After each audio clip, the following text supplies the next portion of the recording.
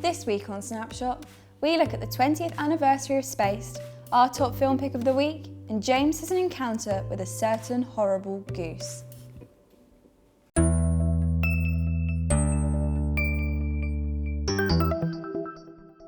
Hi, I'm Charley, and welcome to Snapshot, your weekly news roundup for all screen-based entertainment. First up, Ghost of Sugarland. It is more heartbreaking for me to know that he really believes the things that he says.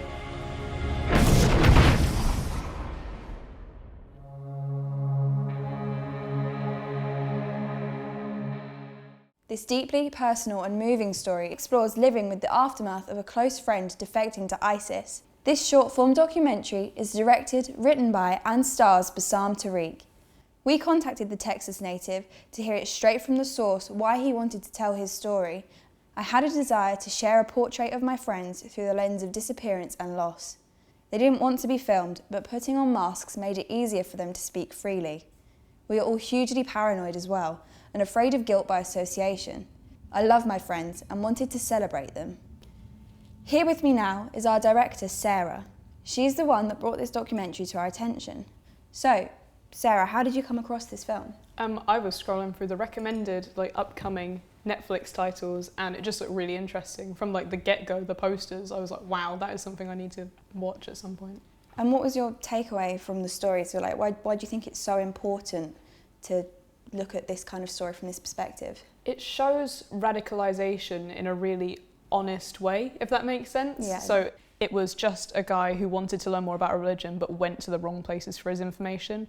And that's how easy it can be sometimes to become entangled with these groups. Thanks for that, Sara. Ghost of Sugarland is available to stream on Netflix now. This summer marked the 20th anniversary of Spaced, directed by Edgar Wright and co-written by Simon Pegg and Jessica Hines. The show centres around two 20-somethings living in London who pretend to be in a relationship together so they can rent a flat. Spaced first hit our screens in 1999, an experimental time for Channel 4, which let the showrunners essentially make whatever niche sequences they envisioned. The show is currently available to stream in its entirety for free on all four. Is the rise of indie games upon us? James is in a village in Kent to explore more about a certain indie game taking the world by storm. Hi, I'm James on the Hunt, and this is my Untitled Goose report.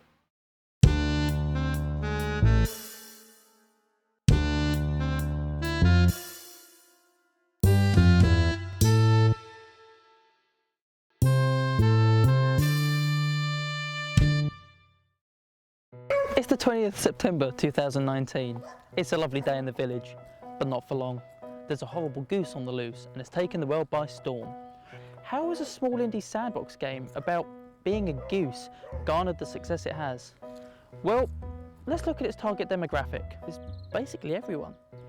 Little kids can enjoy pretending to be a goose and terrorising a village, where there are also several puzzles that adults can enjoy. Another factor that played into the success of the game has been support from the internet. Since the release of the trailer last year in August, support was almost instant and only peaked with the game's release. We asked the Bird fan group on Facebook what they thought of the goose, and here's what they said. I enjoy the relatively benign anarchy. I'm a 43-year-old gamer and I've been hyped for the game since I saw the announcement in 2018. Angel said, it's simple, it's cute, it lets you be mischievous without the human repercussions. And possibly the most honest response of all, I like that game because it allows me to be a rude ass fucker without any real consequences, and I can go honk and it scares people.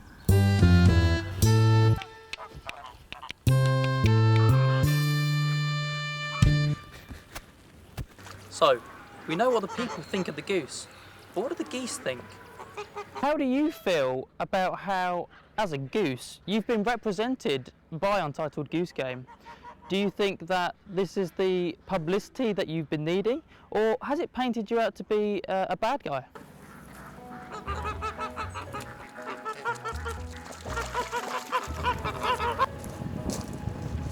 That's all from me here at Capralama Farm. I've been James on the Hunt.